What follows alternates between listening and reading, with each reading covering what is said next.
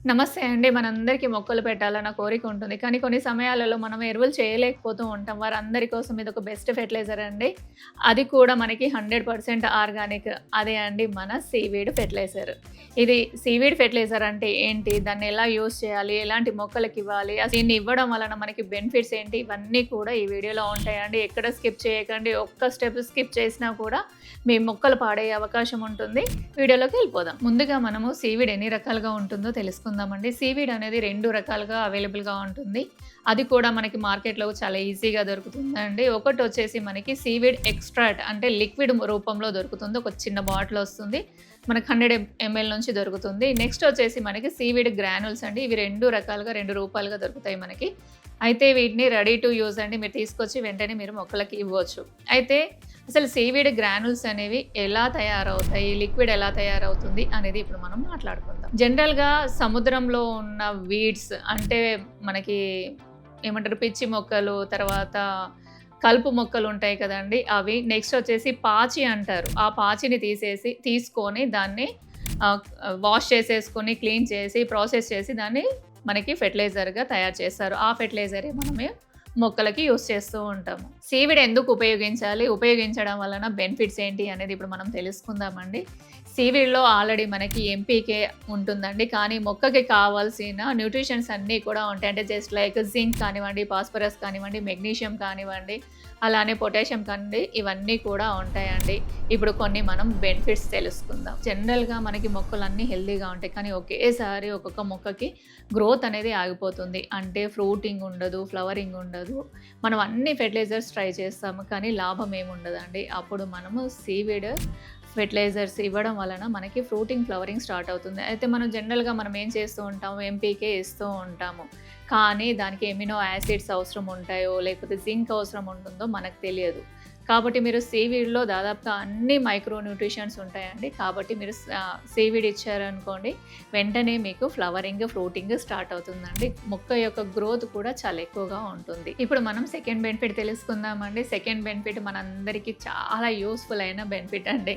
ఎందుకు అనుకుంటున్నారా? ఊరెళ్ళినప్పుడు మొక్కలు ఎలా అనుకున్న వాళ్ళకి ఈ బెనిఫిట్ చాలా యూజ్‌ఫుల్ అండి.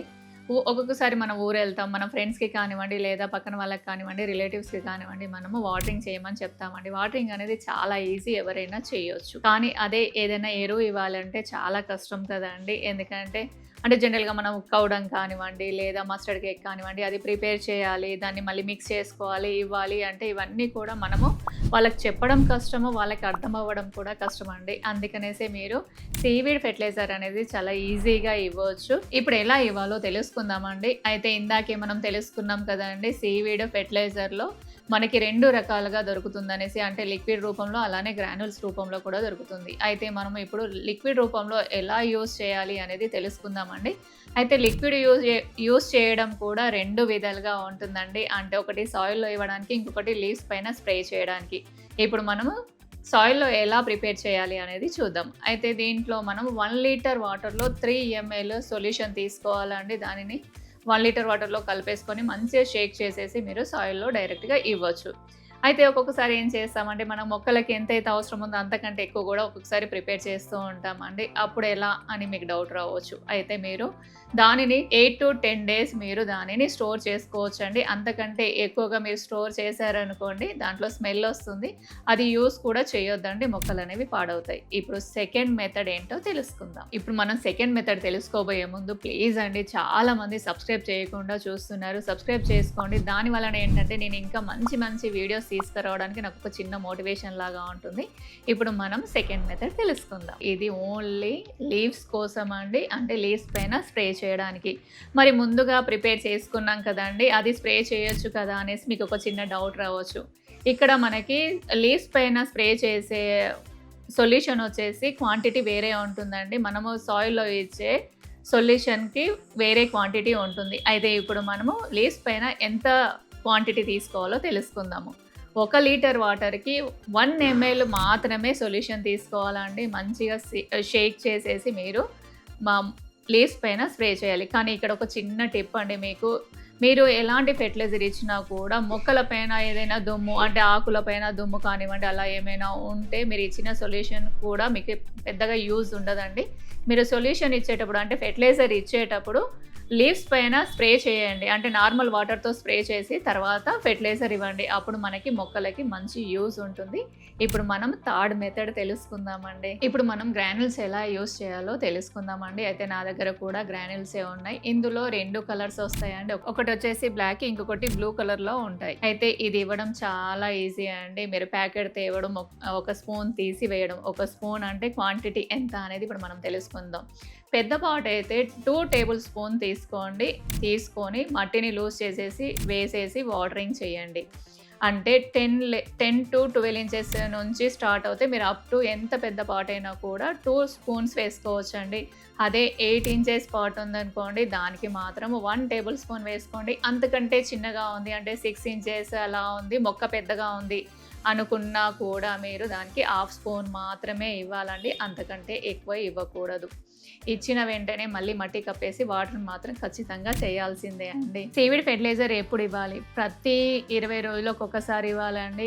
20 రోజులకు ఒకసారి మాకు కుదరట్లేదు, మొక్క డల్గా ఉంది అనుకుంటే, మీకు ఎప్పుడైతే మొక్క డల్గా అనిపించిందో, గ్రోత్ లేదో, మీరు అప్పుడు కూడా ఇవ్వచ్చు.